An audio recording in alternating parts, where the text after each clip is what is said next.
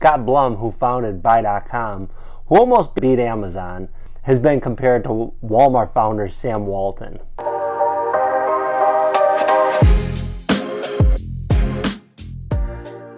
It's estimated that Buy.com was growing faster than Amazon. And Scott Blum, Buy.com's founder, said that key to success is execution is everything. In the late 90s, early 2000s, when everyone was just getting used to the internet and buying things online, there were two major retailers that was controlling all of commerce. It was Buy.com and it was Amazon. Those were the two behemoths.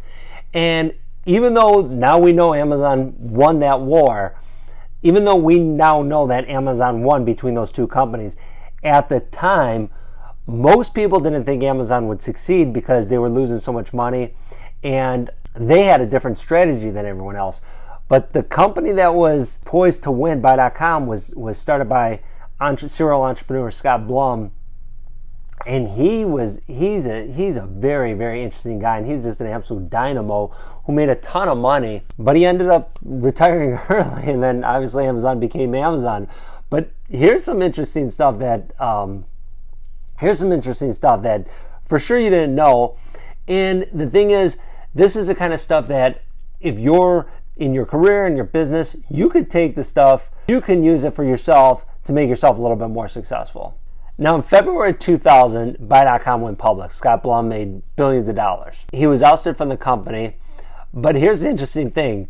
Late 2001, he bought Buy.com, he bought a controlling interest of Buy.com back, which amounted to about 17 cents per share because the company was struggling without him.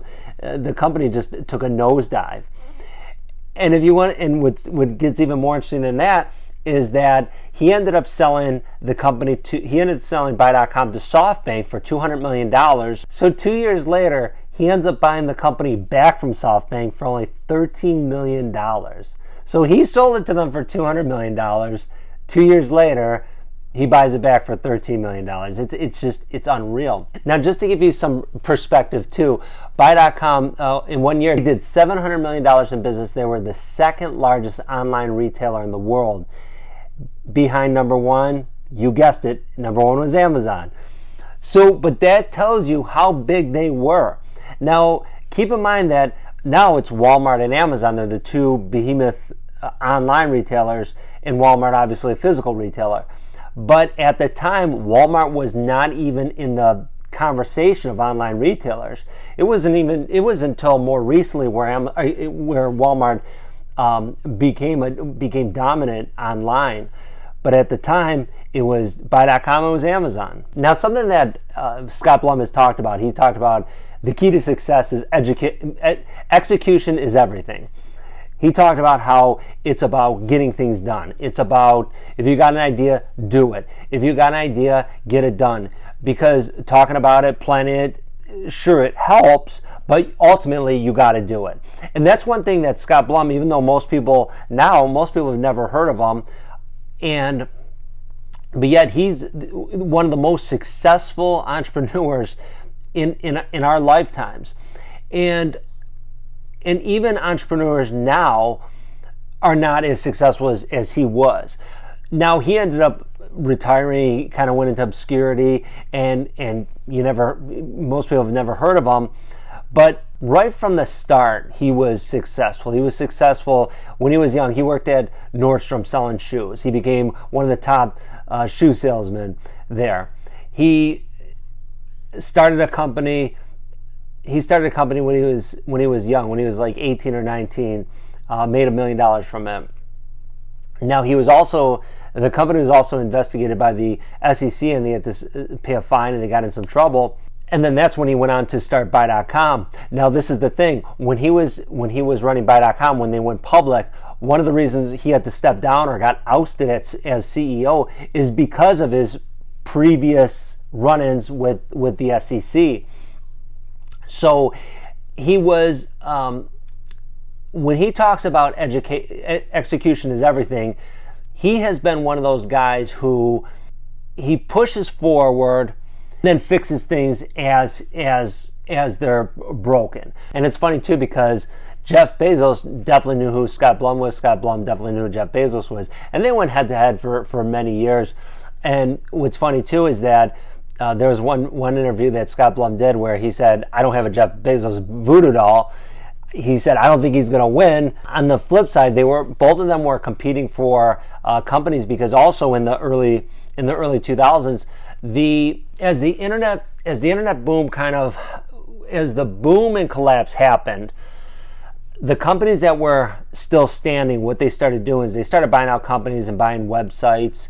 And Scott Blum and Jeff Bezos were trying to outbid each other for these companies. Even a company called Egghead.com was ultimately bought by Amazon for about $6 million.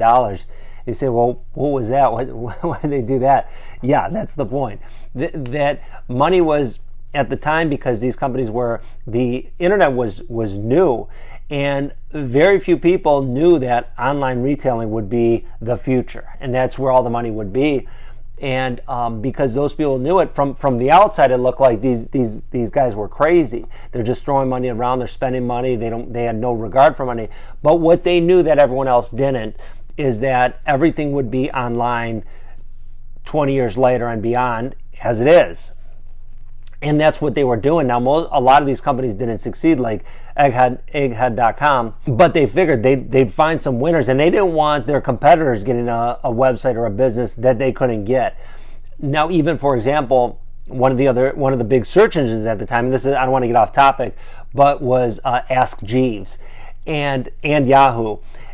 And people had assumed that no one could ever top Yahoo. Yahoo was the biggest search engine. They were doing everything. And obviously Google came along and mopped up Yahoo, and Yahoo's still around, but they're nothing. Fortune magazine does a 40 under 40 every year. And in 2002, Amazon's Jeff Bezos was on the list, and he was worth $1.6 billion. Scott Blum was also on that list, and he was worth $173 million. That's Buy.com's founder. Also on that list was a little-known entrepreneur at the time named Elon Musk, who was worth $161 billion, and that's before everyone knew who Elon Musk was, which is kind of interesting too, because he's kind of in that mix. But that's way before people had no idea who he was. Now, and what's funny is that while Jeff Bezos becomes Jeff Bezos, Scott Blum kind of faded into obscurity, and then Elon Musk gets even richer than Jeff Bezos. It's insane.